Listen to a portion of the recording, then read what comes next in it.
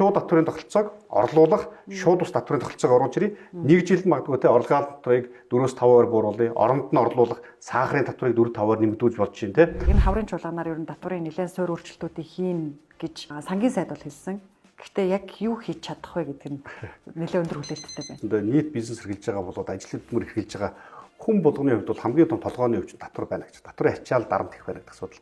30 татвар төлбөр хураамж байгаад байгаа. Гэтэл үүнээс гадна 800 гаруй журмаар бий болгосон татвар шиг хэмжээнд үйлчилж байгаа. Татвараас өндөр ачаалтай байгаад байгаа.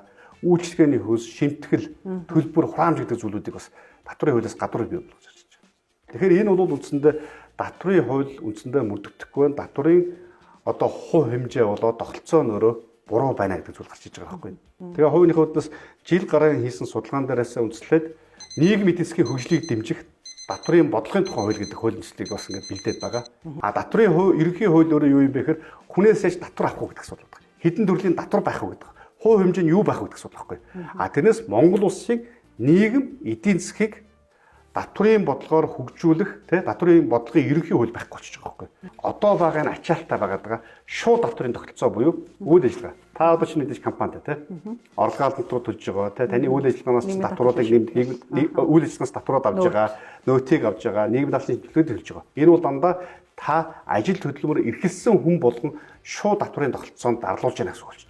Тэгэхээр бид нар энийг орлого байх боломжгүй. Тэгэхээр бид нар энийг орлуулах татврын тогтолцоог тэгэхээр энийг орлуулах татврын тогтолцоог хийхгүй бол өнөөгийн 1.1 сая хүн магадгүй 60-70 мянган аж ахуй нэгж байгууллагууд дийлэхгүй болцсон байна гэж. Тэгэхээр энийг шууд татврын тогтолцоог шууд татврын тогтолцоо руу шилжүүлье. Одоо 6-аас 8 жилийн турын шилжилтийн процессыг хий, шууд татврын тогтолцоог орлуулах, шууд татврын тогтолцоог оруулж ирээ. Нэг жилд магадгүй орлогын татврыг 4-5%-аар бууруулъя. Оронд нь орлуулах сахарын татврыг 4-5%-аар нэмэгдүүлж болж байна те. За ингээд тэрний дараагийн жил нийгмийн даатгалын шимтгэлийг чигдэг юм уу те. Магадгүй буцаа олголтыг 70-80%-аар нэмэгдүүлдэг гэж бай.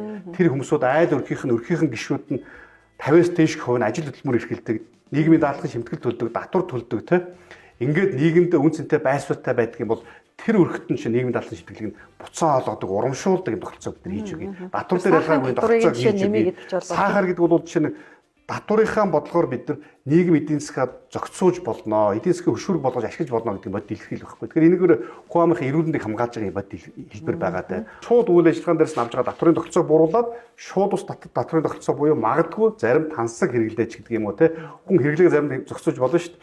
Зарим тохиолдолд магадгүй Lexus ундаг те, эсвэл өндөр үнэтэй хэрэглээтэй машин техник ундаг, 2-3 байшинтай ийм хүмүүсүүд чинь одоо юу гэдэг те тодорхой хэмжээний зохицуултуудыг хийх байж болж байгаа. Сингапур ч гэдэг бусад өөр өндөр хөгжөлтэй улс орнууд юу болдгоо гэхээр өв залгамжлалын татварууд, үйл хөдлөлийн татварууд өөр өндөр байдаг. Хүний хэрэгцээнд байх ёстой 3 байшин барилгаас ч гэдэг юм уу те тэрнээс дээш 4-5 дахуут нь дандаа чинь магадгүй одоо 100-200% татвартай ч гэдэг юм уу. Ингээд эдийн засгаа идэвхжүүлдэг тогтолцоо байна. Тэгэхээр бид нар татврынхаа бодлогоор эдийн засгаа идэвхжүүлье. Татврын таатай орчныг бүрдүүлье. Ажил хөдөлмөр хийж байгаа хүмүүсүүдэд илүү дэмждэг бай. Нөгөө халамжаас хөдөлмөрт шилжих бодлогын тогтолцоо маань энээр шилжих ёстой гэж харж байгаа. Нөгөө талаа энэ бол өөрөө орлогын дахин хөрөлтийн асуудал гэж таарна.